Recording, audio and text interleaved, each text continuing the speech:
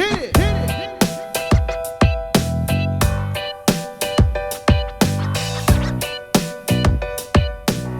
Well, hello there, friends, and welcome back to the Marley Bird YouTube channel and video 3 of the 3-in-1 hand warmer stitch along. I am so glad that you are joining me to make your very first pair of either fingerless mitts or convertible mitts or full-on mittens. By this point in the project, you should have completed your cuff, the hand of your hand warmer, and the thumb gusset. If you have not started yet, it is not too late. Simply download that free pattern. I've put a link in the video description box right down there below, and then watch video 1 and 2, and you'll be right here to get started with video 3 in no time.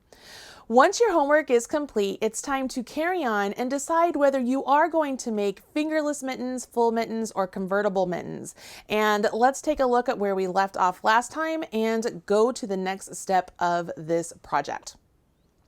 Okay, everybody, obviously you can see the colors have changed since video 2. I noticed that the colors I was using in video 2 were just a little bit too close together.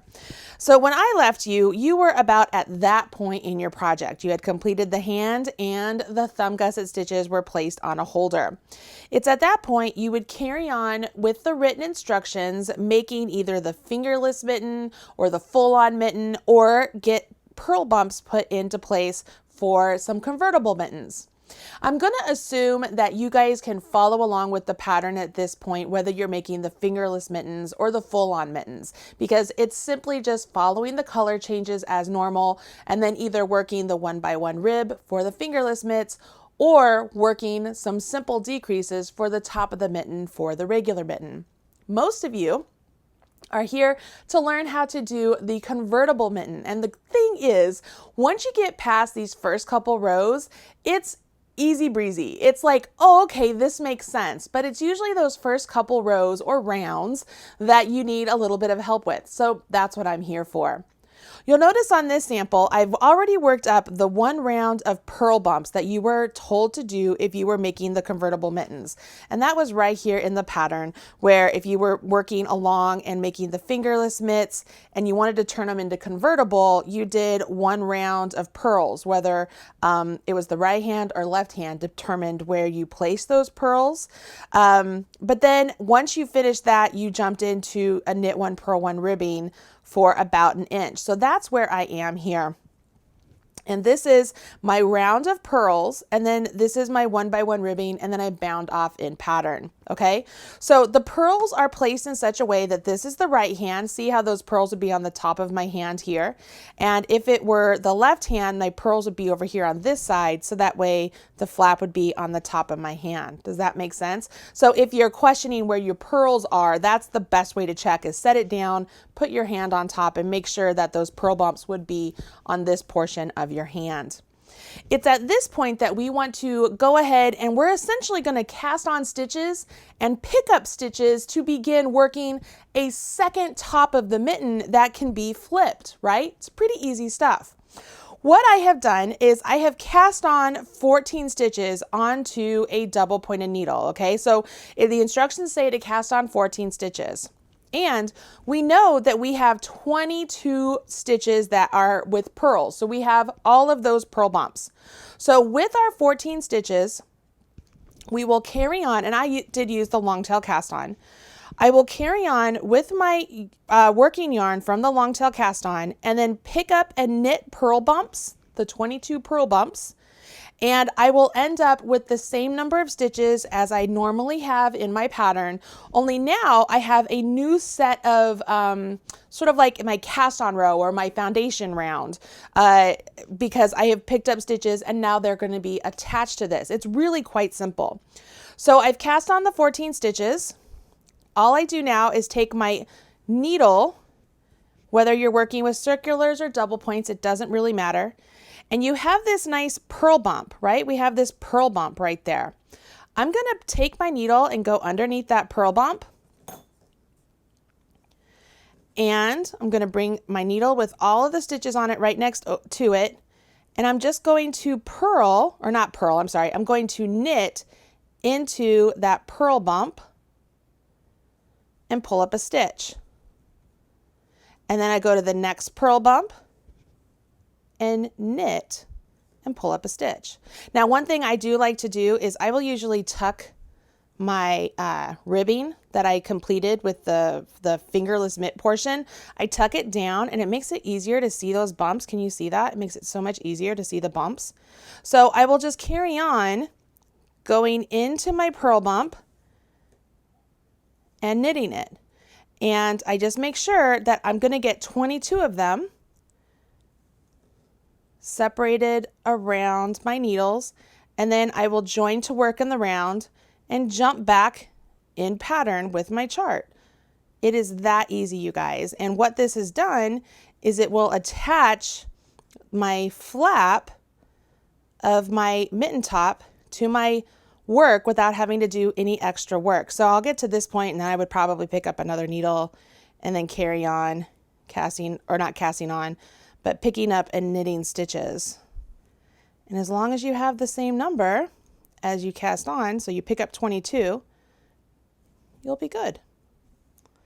Once you get all 22 stitches on your needles and you have your 14 stitches that you started with, we're essentially going to kind of start off just like we did in the mitten when we were starting in the round.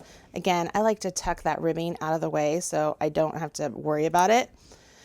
But we want this last stitch that we picked up and knit to meet up with that first stitch we cast on, and see how we're now back into the round. And what will happen here is you will work in a ribbing pattern across these stitches here, the 14 stitches. You're going to keep those in ribbing, and then you're going to jump back into your color positioning around these stitches. So you already know, now obviously you've picked up all, and so it's all one color. This kind of gets hidden in with the flap. So this is, you've just completed all 4 rows of the previous color change. So this is where I would start off here, where I was with color A for the first 2, color B for the second 2, so on and so forth.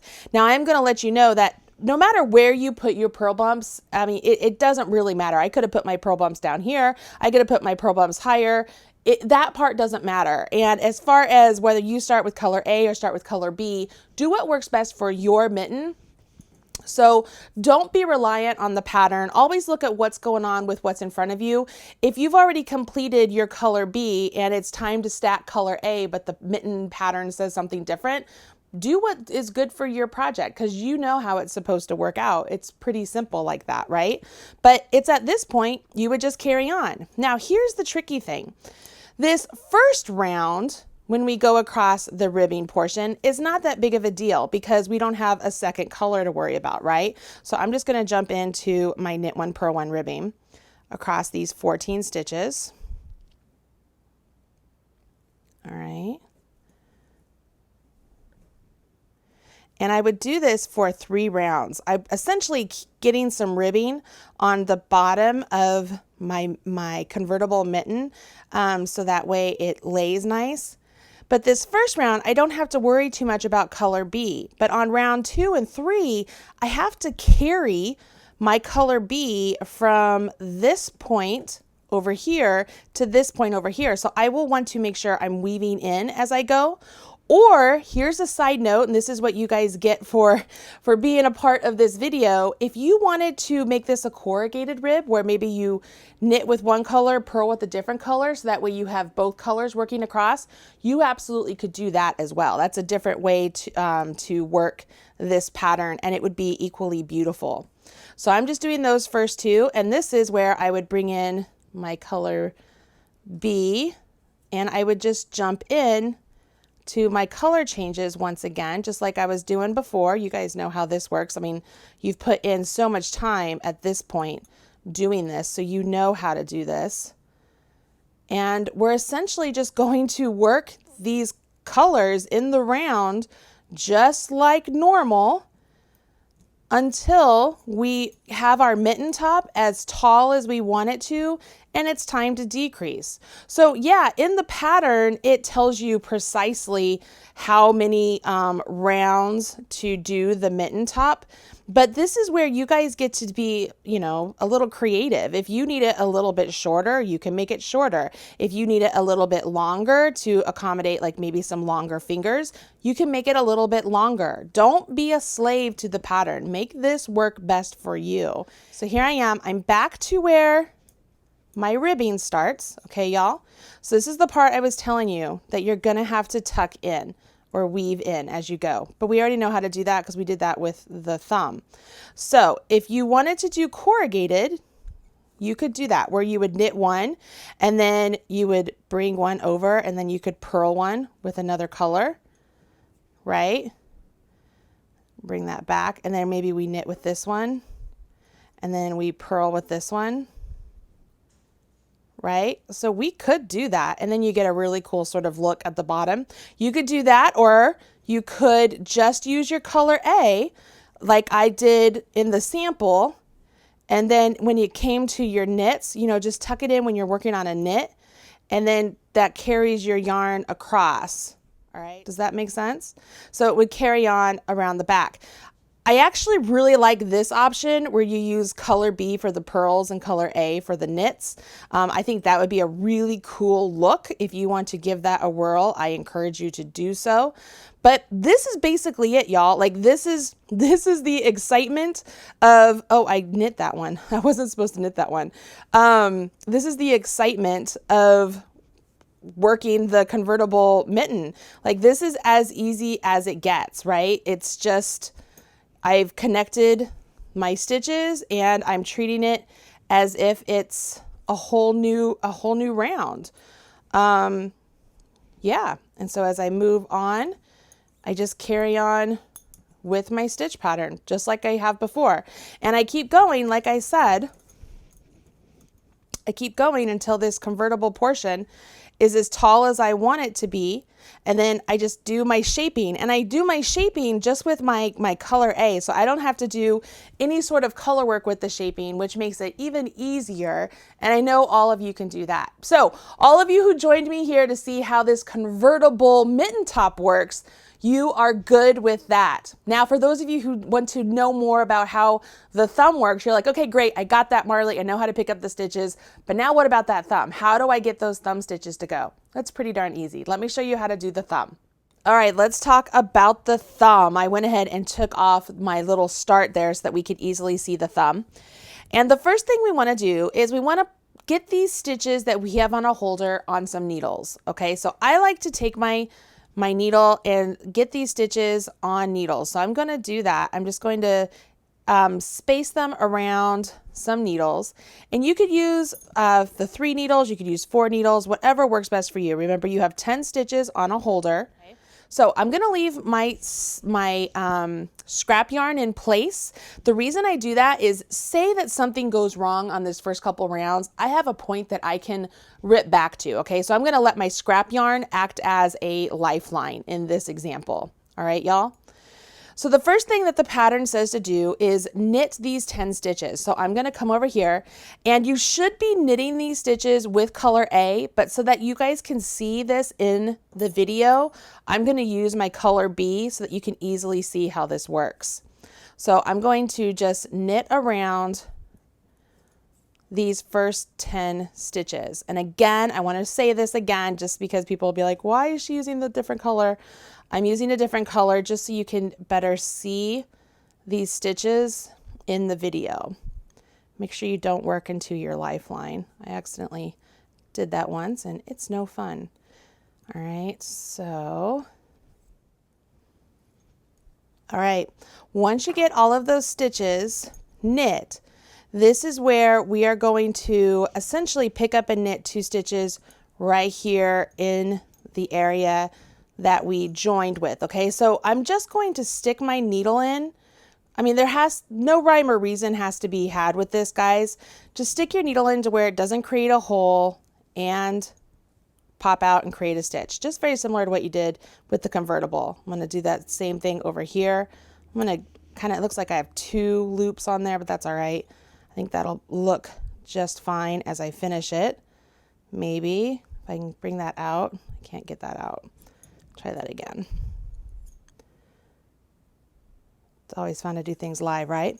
Okay, so now I have 12 stitches worked around my thumb. And what I want to do now with these 12 stitches is I'm going to knit them until my thumb measures about 2.5 inches.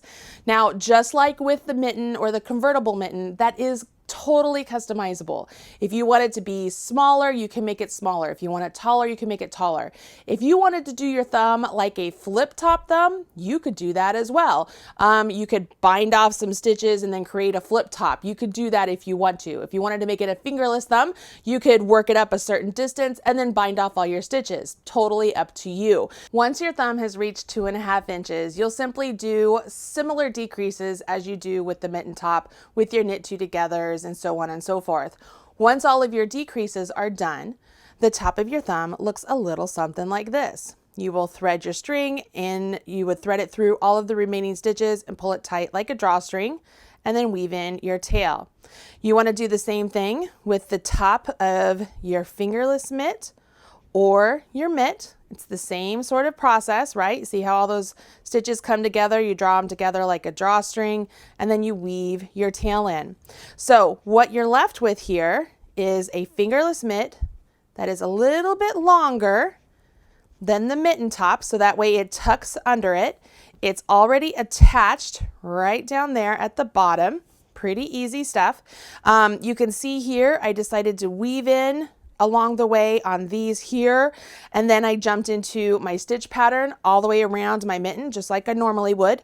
As I said before, if you want to do a coriated where you change the color every stitch across the round for these ribbing portion, that would be really nice. This part right here, this is the way the pattern is written to give it this particular height. If you need more stitches to make it taller, you absolutely can. If you need fewer, you absolutely can. Totally customizable. Same thing for the thumb. What you will notice with the convertible and the mitten is they're the same thing. I mean, look at that. It's the same thing. It's the same number of rows. It's all that is the same. It's just that with the convertible, we were like, oh, we're going to take a break. We're going to finish this and then we're going to come back and pick up some stitches down here and then make the top of the mitten. So it's basically the same process. See how that works? Okay. The main thing I want you to take away from this is that any pattern can be made into a convertible pattern. All you need to do is either make a row of purl bumps and pick up and knit stitches like I showed you, or you can even have your completed fingerless mitten done and then go back and just pick up stitches along a row that where you want the flap to connect to, and then knit stitches from there and create a flap. I mean, it's really super easy. The technique and the construction is the same. So that's everything you need to know to complete your mittens, your convertible mittens, or just some fingerless mittens. Whichever way you choose, I know that they will be a hit. I cannot wait to see your finished projects. Be sure to share with me on social media. Use hashtag #MarleyBird so that way I can find your project and smash your like button. That's it from me, everybody. I'll talk to you again very soon. Bye.